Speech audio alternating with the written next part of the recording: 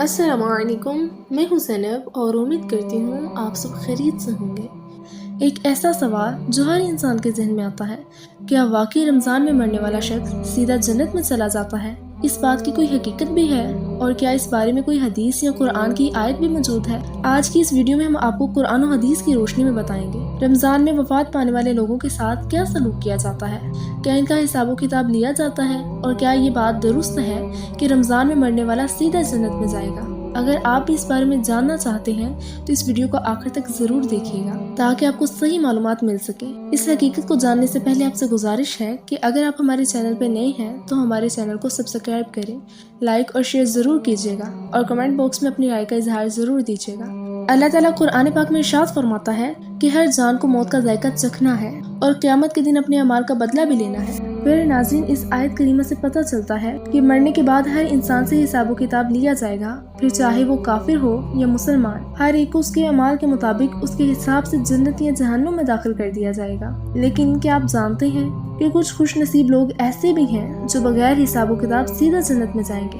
اور رمضان میں مرنے والے لوگوں کے ساتھ کیا سلوک کیا جاتا ہے؟ نبی پاک صلی اللہ علیہ وآلہ وسلم نے رمضان میں وفات پانے والوں کے بارے میں کیا ارشاد فرمایا؟ میرے ناظرین، ان سارے سوالات کے جواب قرآن و حدیث کی روشنی میں آج کی اس ویڈیو میں ہم آپ کو بتائیں گے۔ رمضان اللہ تعالیٰ کا وہ پاک اور ببرکت مہینہ ہے جس میں اللہ تعالیٰ کی رحمتوں کا نزول ہوتا ہے اور اللہ تعالیٰ ہر لحاظ سے اپنے بندے کو بخشنا چاہتا ہے۔ یہی وجہ ہے کہ اللہ تعالیٰ رمضان المبارک کی ہر گھڑی میں بے شمار لوگوں کی مغفرت کرتا ہے۔ موت ایک ایسی تلخ حقیقت ہے جس سے ہر انسان کو گزرنا ہے اور سبھی کو ایک نہ ایک دن موت آ کر رہے گی۔ حضرت عثمان غنی رضی اللہ تعالیٰ عنہ جب بھی قبر کو دیکھتے تو اتنا روتے کہ آپ کی داڑھی مبارک بھیگ جاتی۔ کسی نے حضرت عثمان غنی رضی اللہ تعالیٰ عنہ سے پوچھا کہ جب آپ جنت اور جہنم کے بارے میں بات کرتے ہیں تب تو آپ اتنا نہیں روتے، تو قبروں کو دیکھ کر آپ اتنا روتے ہیں؟ تو حضرت عثمان غنی رضی اللہ تعالیٰ عنہ نے ارشاد فرمایا کہ جناب رسول صلی اللہ علیہ وآلہ وسلم نے ارشاد فرمایا، قبر آخرت کی پہلی منزل ہے، اگر وہاں سے نجات مل گئی تو بعد کی ساری منزلیں آسان ہو جائیں گی، اور اگر وہاں سے نجات نہ ملی تو بعد کی ساری منزلیں دشوار ہو جائیں گی۔ نبی پاک صلی اللہ علیہ وآلہ وسلم نے ارشاد فرمایا کہ میں نے آخرت کے جتنے بھی نظارے دیکھے، ان تمام نظاروں میں سے قبر کا منظر سب سے ہولناک ہے۔ پیارے ناظرین، اس حدیث پاک سے پتہ چلتا ہے کہ قبر انسان کی آخرت کی پہلی منزل ہے۔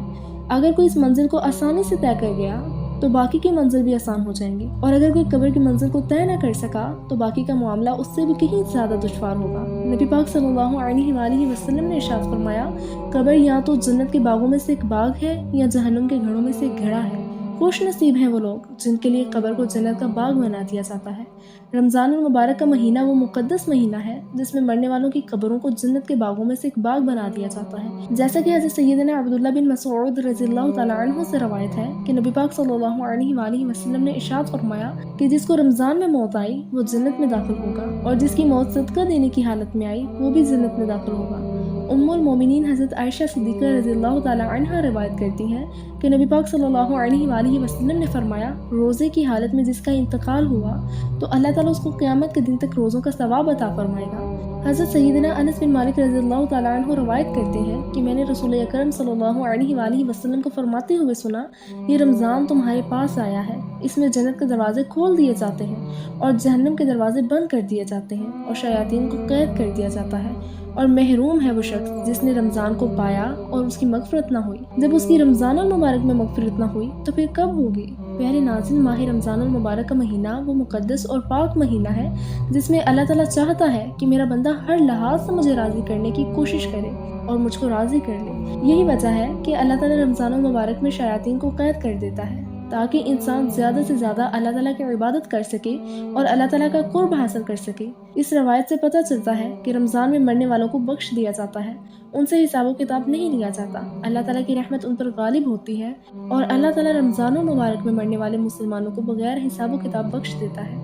میرے ناظرین، اب بات کرتے ہیں رمضان المبارک میں اگر کوئی کافر مر جائے تو اس کو بھی قبر کا عذاب دیا جائے گا یا نہیں؟ یہ بات آپ کو بتاتے چلیں کہ اللہ تعالیٰ کی رحمتوں کا نازل ہونا اور انسان کو بغیر حساب و کتاب کے بخش دینا، اس کا تعلق ایمان کے ساتھ ہے۔ جو اللہ تعالیٰ کی وحدانیت پر ایمان لے آئے گا اور اس سے پیارے حبیب حضرت محمد صلی اللہ علیہ وآلہ وسلم کا کلمہ پڑھ لے گا اور ان پر ایمان لے آئے گا تو اللہ تعالیٰ ماہ رمضان المبارک کے مقدس مہینے میں ان کی بھی بخشش فرما دے گا، اور جو لوگ کفر کی حالت میں مرے ان کو قبر کے اندر بھی عذاب دیا جائے گا۔